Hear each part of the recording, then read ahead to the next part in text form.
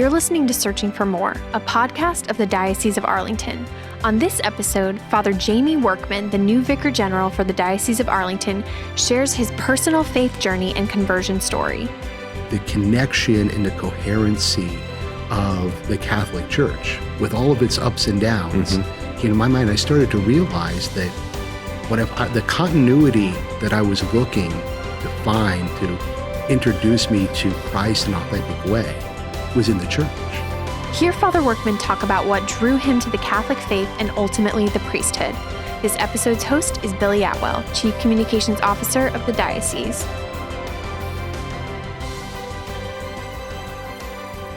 Father Workman, thank you for joining me on the podcast. I'm happy to be here, Billy. Excited about it. And yeah. So you have taken on a very new role, for you at least. You're the new Vicar General for the diocese. We're going to get into that a little bit later on, but first I want to start with a little bit of your story, because one of the most fascinating is that I think this year's 14 years since you came into the church. Is that right? Oh, actually, it's been just over 20 years now. Oh, 20 years. Wow. Okay. So talk about how you got introduced to the Catholic Church and how you came to be Catholic. Sure. It's actually quite an interesting story, at least from my perspective, and I'm happy to share it and have on occasion with different groups. And it actually goes back to my early childhood. I had the opportunity and blessing to know all of my great-grandmothers and three of my great-grandfathers, and they were all men and women of great faith, different denominations, Baptist, Presbyterian, Methodist. And watching them as I was growing up, sort of unchurched, really, they always had some element in which they were able to announce the gospel or announce their relationship with Christ or give witness to it just from the simplicity of day-to-day life. It wasn't like they were overbearing or they were preaching it directly to me, like, oh, you got to believe in Jesus. It was just a part of who they were. And they exuded that relationship very naturally. And so from an early age, I sort of had this mindfulness or awareness of God's presence in the world, I think just by witnessing their relationship with him. And so when I fast forward, it grew into my young adult years and I was working. I started sort of this open search, or I was a little bit more open to wanting to know more about God on a personal level. And I had the opportunity, maybe when I was 19 or 20 years old, to attend a student youth leadership conference in Williamsburg. And it was a situation where, if you remember, as a young adult, I was nominated to go by a family member. I felt obligated to go.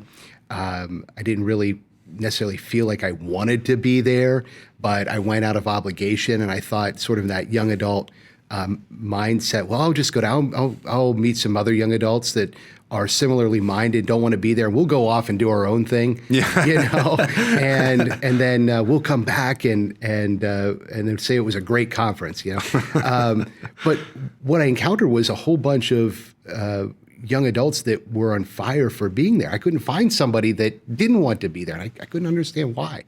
But then it started to sink in that this was a Christian-based leadership conference. We had prayer together, we had small groups, we read scripture together, we had a service project, we had great keynote speakers about applying the faith. And I walked away from that conference inspired in a new way, because it was the first time in my life I think I had encountered peers that had a real zeal for Christ.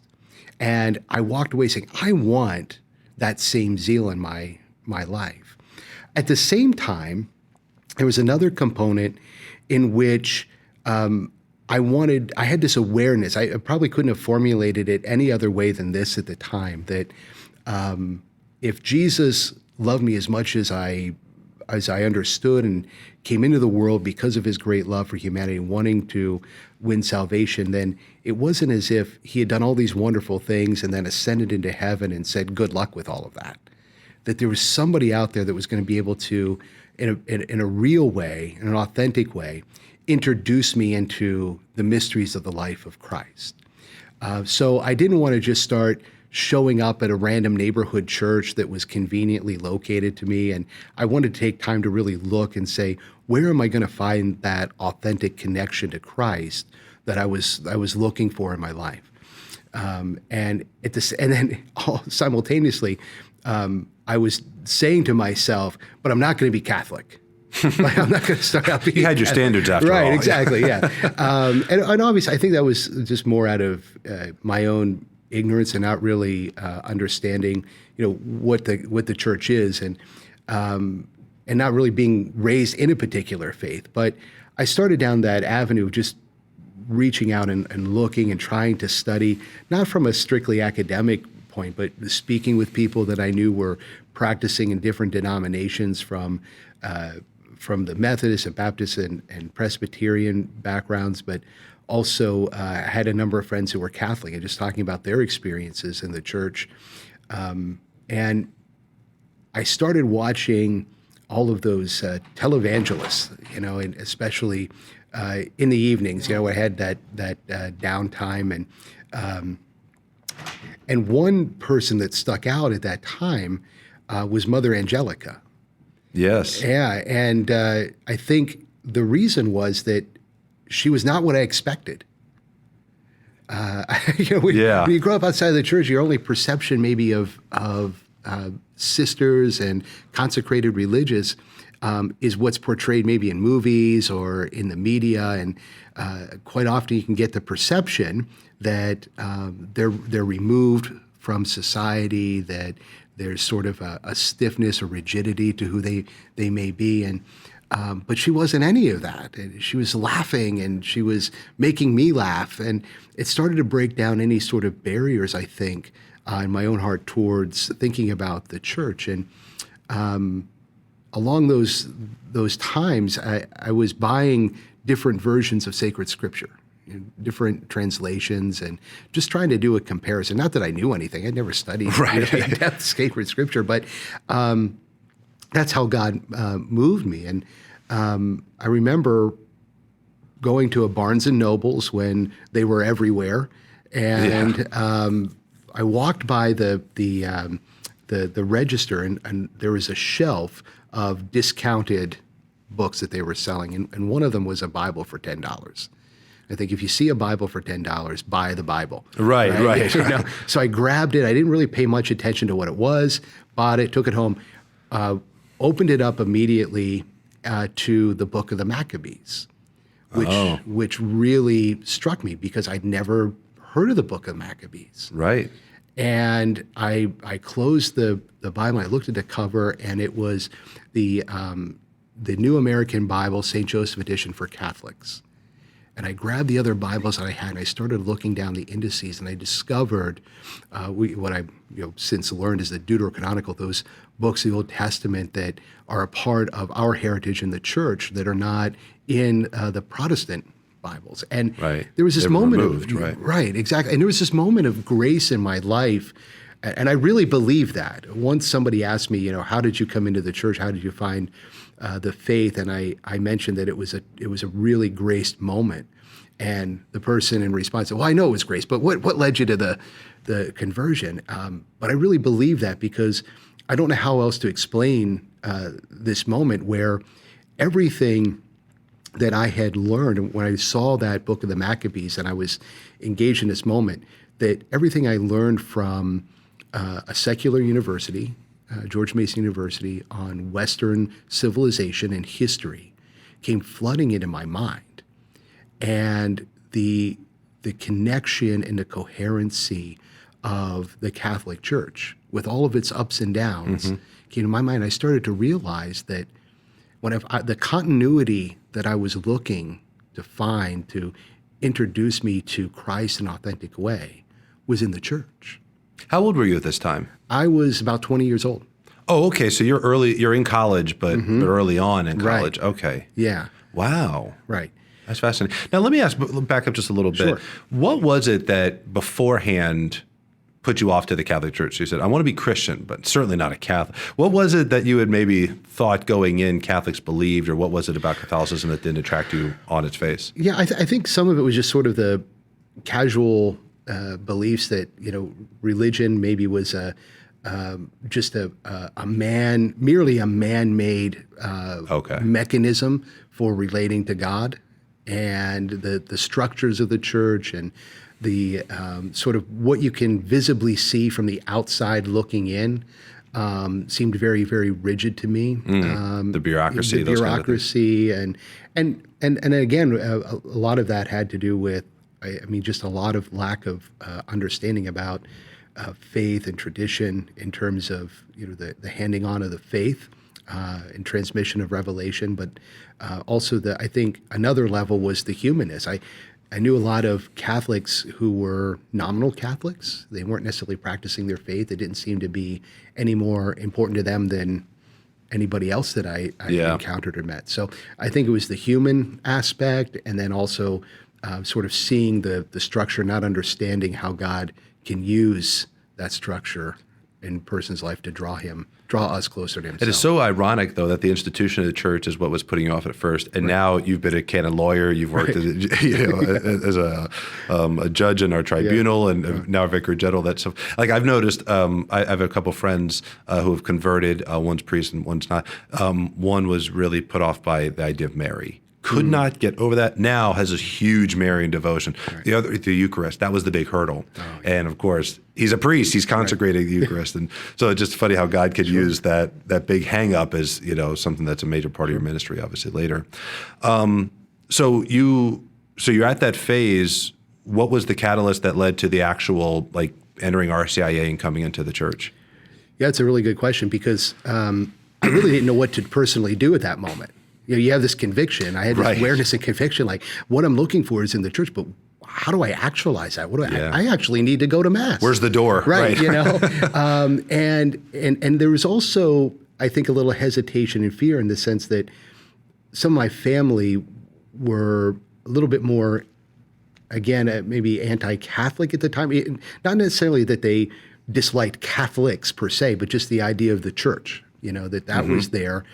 And I didn't know what they were going to think or to say. And so I had to test out the waters by putting it out there to my family before I started down a formalized path. And I remember, again, 20 years old, I was in a car ride with my mother, and I've told this story many times in public, so I'm not saying anything she hasn't heard me say before. All right, good. We don't want to get you in trouble. Right, exactly. So we were in a car ride.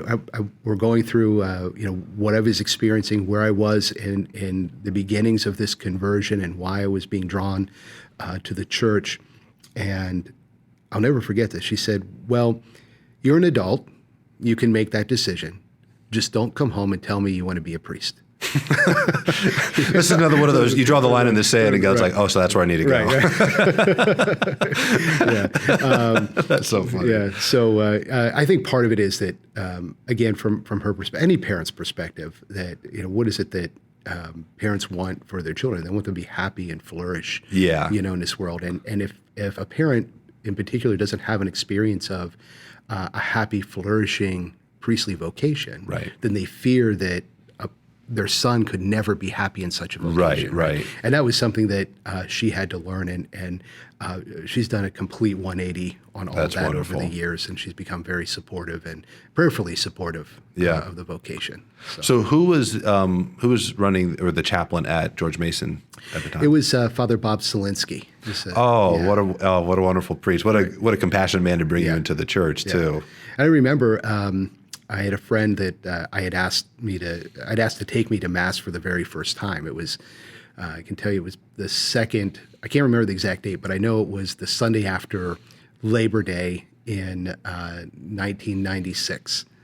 And I had asked, I need somebody to go with me. I need a Catholic that knows what's going on. And I remember very, very vividly, even though I didn't know what was coming next, whether I was going to be standing, sitting, kneeling, making the sign of the cross. It was the first time in my life, I walked away with this notion that it was the first time in my life that I had truly felt that I worshiped Christ. And I think when I look back, it's because I was doing it with my whole personhood, body and soul and mind. It wasn't just sitting there as I had done in some other services, just listening passively. There was an integrated participation I was giving, and I also think there was something spiritually being tugged upon in my heart about the presence of Christ in the Eucharist, which I had yet to learn about. Knowing that there was something special that mysterious about that I didn't understand. Yeah. And I met Father Bob immediately after that Mass, and told him that I wanted to come into the church. And he said, "That's great. Just come to RCIA tomorrow evening, the Rite of Christian Initiation for adults, here at the chapel." And I did. The next night I was back and started those classes. That's great. Father Bob has planted so many seeds along the way. I mean, some development priests. I had to get my HVAC replaced this weekend, and the guy who did the sales kind of set it all up for the guys to come do the work. Said I was wearing a diocesan polo shirt. I'd come from an event. He said, "Oh, you work for the diocese? I know Father Bob Solinsky." And he said, if it wasn't for Father Bob, I don't know if I'd still be going to church. And he just talks about how instrumental Father Bob was at a very tough time of his life. But it's beautiful to see the ministry of a priest work like that. And you plant seeds that you never really necessarily grow. I don't know if Father Bob, I've got to talk to him about it. So how did you, so you come into the church, again, that institutional church is what kind of put you off first. You become a priest. I realize the 14-year I mentioned before, that's how long, I guess, since you've been ordained a priest, probably, right? 14 or 15 years. Yeah. So you've been a priest for that long. When did you start feeling this desire to study canon law? Because you've done all these very, challenging roles within the administration of the church, in addition to your pastoral work as a priest.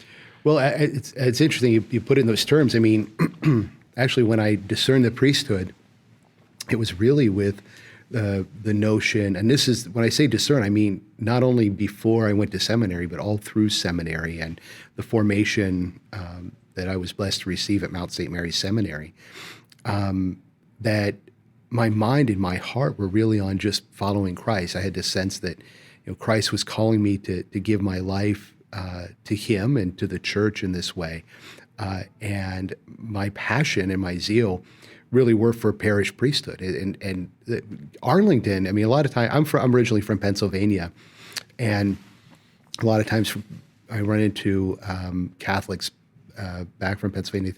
They'll say to me, "Oh, you're from Pennsylvania. Why don't you come back? I mean, we're in need of priests here." But my response to that is, but Arlington became my Catholic home. It's where I found the faith. It's where God drew the vocation and made me aware of a priestly vocation. And I can see why that would be very different. Right. You know, and so this quickly became my home, and where I saw God calling me to serve. And so when you talk about the idea of studying canon, that was the furthest thing from my mind as I was coming into priesthood. I was ordained.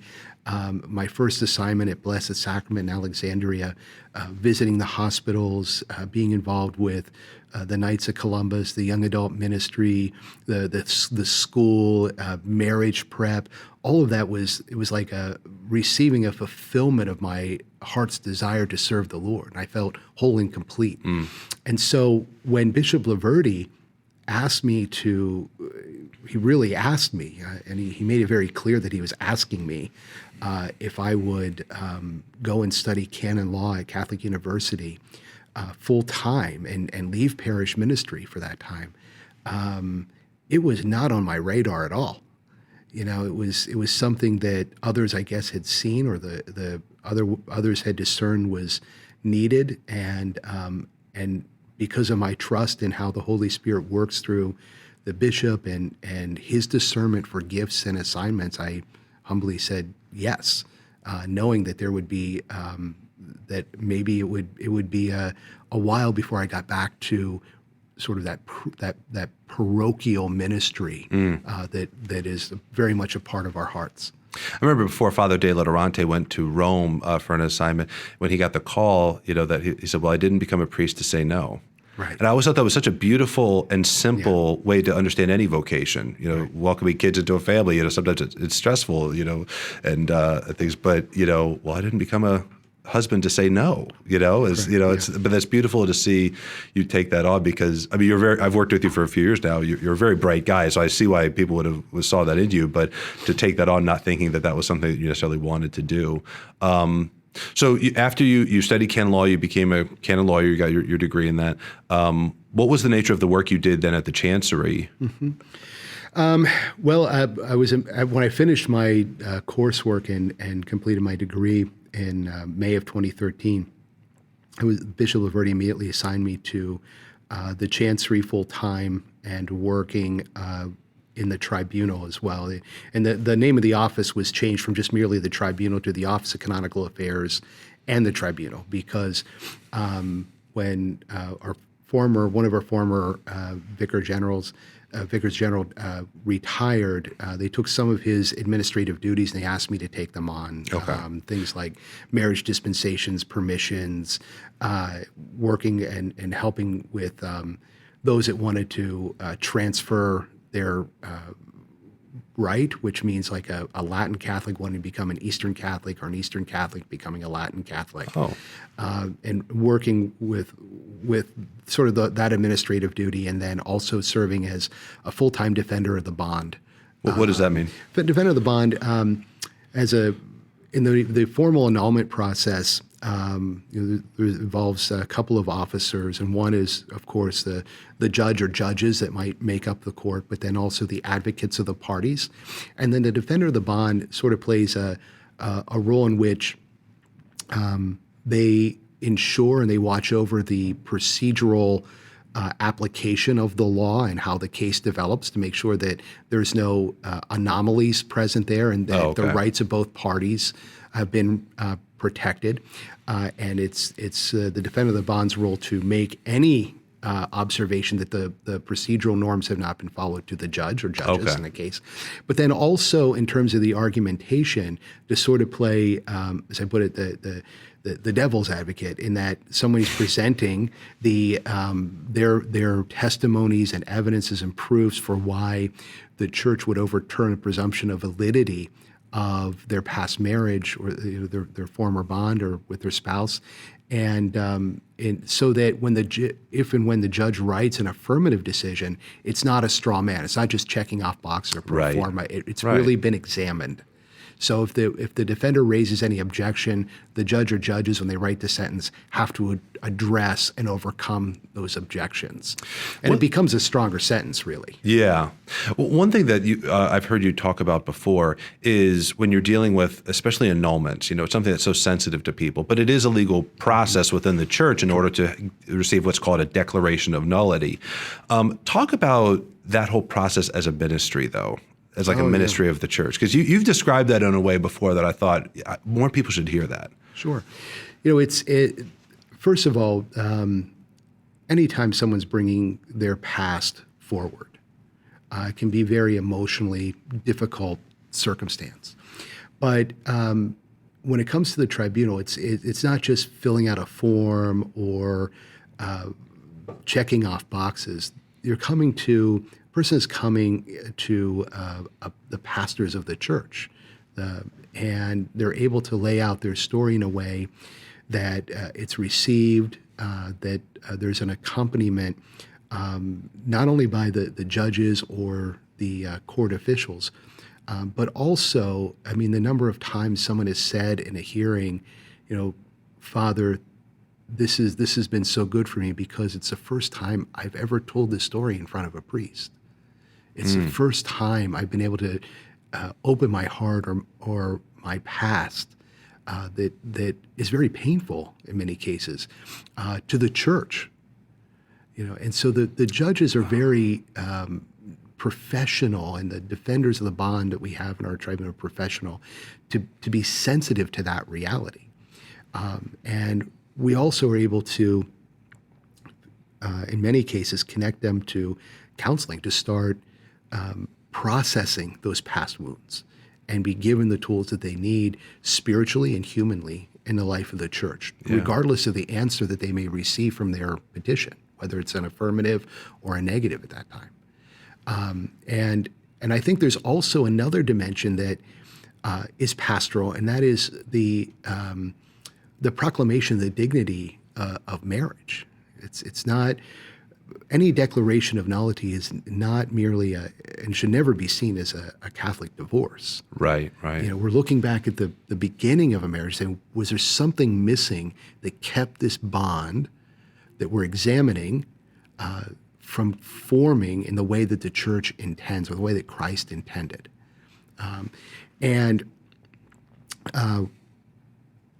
the fact that somebody's coming, whether they're a non-Catholic, whether they're a practicing fully formed Catholic, or whether it's a Catholic that's been away from the church for many years, there's an enunciation, passively and actively, that the reason we're here is because of Christ's message in the Gospel of Matthew about the permanent nature of marriage, the oneness of marriage. And so we're able to walk pastorally with someone who's coming to grips with that. It's either affirming that in somebody, or it's drawing that attention to somebody for the very first time. Wow. So it is an accompaniment, and there is a deeply spiritual component to it. That part of it is that the encouragement that I would have for anybody petitioning, and anybody whose former spouse may be petitioning, is to be open to what God might be working in your life. Because while there may be a lot of emotional difficulties in the memories that are being brought up, ultimately it's through that, if we're open to it, that God can work miracles of healing. That's beautiful. So you're in this role that's new for you. It's the role of Vicar General. Describe just in broad terms what, no matter the diocese, what is the essential function of a Vicar General? Sure. Being appointed Vicar General, every diocese is asked to have appointed at least one Vicar General. You can have more than one.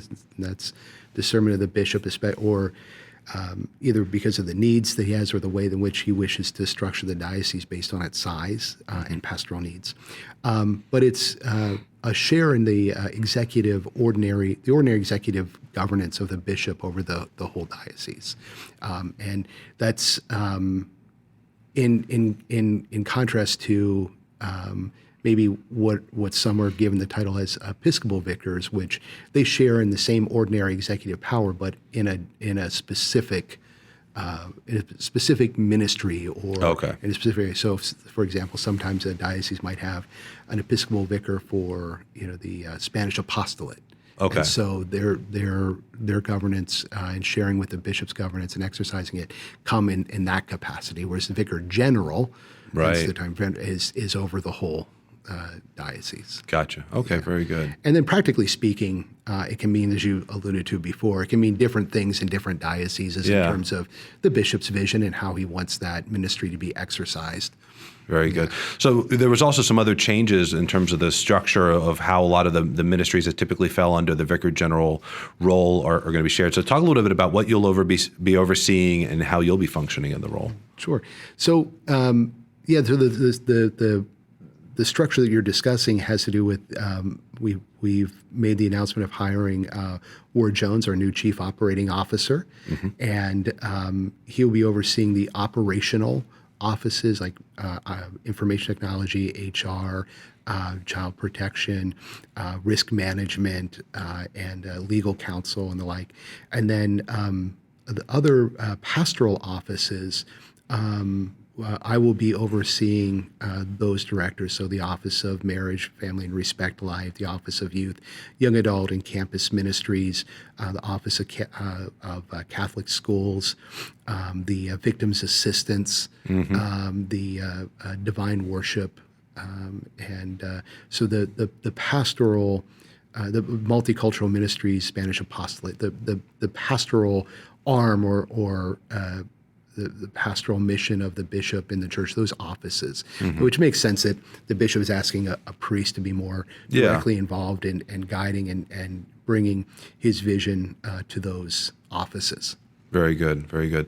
So when Bishop Burbidge asked you to be the Vicar General, that demonstrates a tremendous trust. Personally, what was your reaction when he asked? I was overwhelmed with humility, actually. I was humbled by that because it was immediately perceiving the confidence and the level of trust that goes into making such an appointment and undergoing such a discernment. And I'll share with you that when he formally asked me to take on this role and I accepted in the vein of what you were saying before, that I wasn't ordained to say no. Yeah. The first thing we did together in that moment was to go before the Blessed Sacrament and pray together for the Diocese of Arlington. And to begin that in a spirit of humility and prayer and trusting the ministries under that patronage care of the Blessed Mother and the Sacred Heart of Jesus. That's wonderful. That's very good. Any final thoughts for those listening about, the nature of your work and what you'll be doing as, in serving the bishop and helping him carry out his ministry? Yeah, I mean, a lot of people ask me on a practical level. I think it's the number one question I get is, what is a vicar general? Yeah. and my aside from the sort of administrative role and assisting the bishop in these pastoral ministries, it's not so much what I have to say is that it is just a simple request. It's one that I make and of many of our parishioners after masses, and that is just for continued prayer, prayerful support. Any ministry that a priest undertakes or anyone undertakes, we can really only be successful through the graces and merits of Jesus Christ.